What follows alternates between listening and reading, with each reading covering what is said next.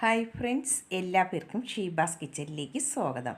ഇന്ന് ഞാൻ വന്നിട്ടുള്ളത് ഗോതമ്പ് പൊടിയും നന്നായിട്ട് പഴുത്തിട്ടുള്ള നേന്ത്രപ്പഴമൊക്കെ ഉണ്ടെങ്കിൽ നമുക്ക് 10 മിനിറ്റിൽ തയ്യാറാക്കിയെടുക്കാൻ പറ്റിയ നല്ല ടേസ്റ്റി സോഫ്റ്റുമായിട്ടുള്ള ഒരു സ്നാക്സിൻ്റെ റെസിപ്പിയുമായിട്ടാണ്. കുട്ടികളൊക്കെ സ്കൂൾ കഴിഞ്ഞ് വരുമ്പോൾ നമുക്കൊരു 10 മിനിറ്റ് കൊണ്ട് തന്നെ ഇത് തയ്യാറാക്കി കൊടുക്കാൻ പറ്റും. എല്ലാവരും ഒന്ന് ട്രൈ ചെയ്ത് നോക്കണം. വീഡിയോ ഇഷ്ടമാകുന്നെങ്കിൽ ഒന്ന് ലൈക്ക് ചെയ്ത് സപ്പോർട്ട് ചെയ്യാൻ മറക്കരുതേ. എന്നാൽ നമുക്ക് ഈ ടേസ്റ്റി ആയിട്ടുള്ള സ്നാക്സ് ഇത് എങ്ങനെയാണ് തയ്യാറാക്കിയെടുക്കുന്നതെന്ന് നോക്കാം. അതിനായി ആദ്യം ഞാനിവിടെ ഒരു ബൗൾ എടുത്തിട്ടുണ്ട്. അതിലേക്ക് നമുക്ക് 1.5 കപ്പ് ആട്ടപ്പൊടി ചേർത്ത് കൊടുക്കാം.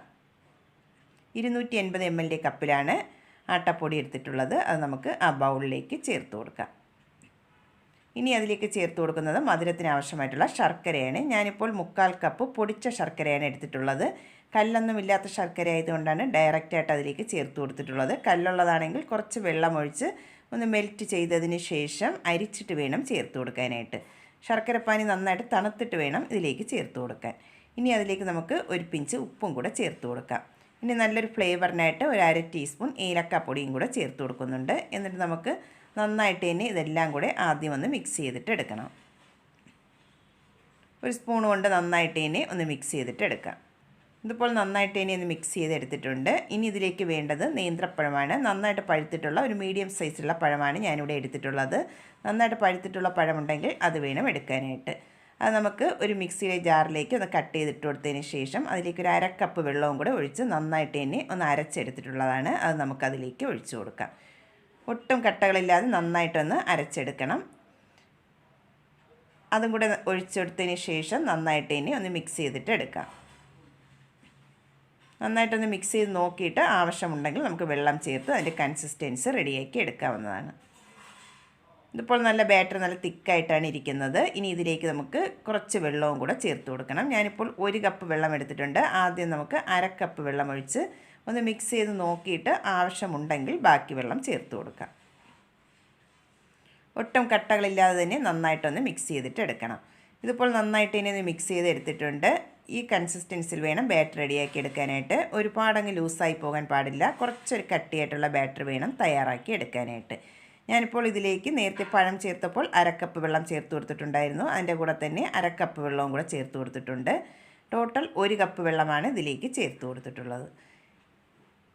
ഇനി ഇതിലേക്ക് ഒരു 1/4 ടീസ്പൂൺ ബേക്കിംഗ് സോഡയും കൂടെ ചേർത്ത് കൊടുക്കാം. എന്നിട്ട് അതിൻ്റെ മുകളിലായിട്ട് 1 ടേബിൾ സ്പൂൺ വെള്ളവും കൂടെ ഒഴിച്ചതിന് ശേഷം നന്നായിട്ട് തന്നെ ഇതൊന്ന് മിക്സ് ചെയ്തിട്ട് എടുക്കാം. ഈ മാവിൻ്റെ എല്ലാ ഭാഗത്തും ബേക്കിംഗ് സോഡ എത്തത്തക്ക രീതിയിൽ നന്നായിട്ട് തന്നെ ഒന്ന് മിക്സ് ചെയ്തിട്ട് എടുക്കണം.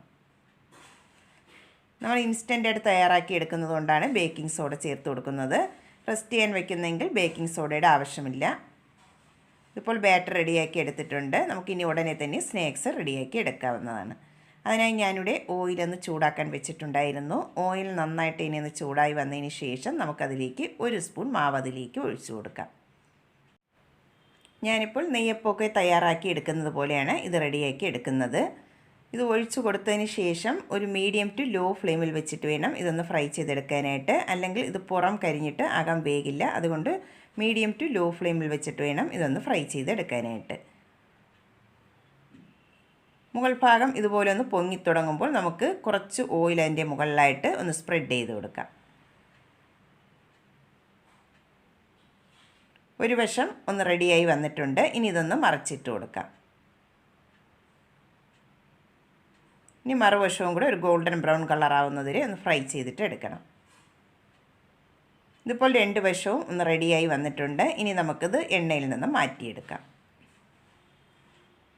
ഒരെണ്ണം റെഡിയാക്കി എടുത്തിട്ടുണ്ട്. ബാക്കിയുള്ള സ്നാക്സും കൂടെ നമുക്ക് ഇതുപോലെ ഒന്ന് റെഡിയാക്കിയിട്ട് എടുക്കാം. എല്ലാ സ്നാക്സും ഞാനിവിടെ റെഡിയാക്കി എടുത്തിട്ടുണ്ട്.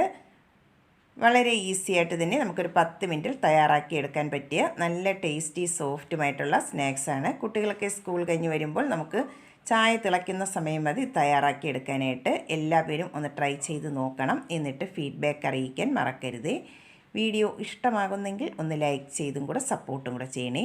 ആദ്യമായിട്ടാണ് കാണുന്നവരുണ്ടെങ്കിൽ പ്ലീസ് ഒന്ന് സബ്സ്ക്രൈബ് ചെയ്യാനും മറക്കരുതേ. എന്നാൽ നമുക്ക് പുതിയ വീഡിയോയുമായി കാണുന്നവരെ താങ്ക്സ്.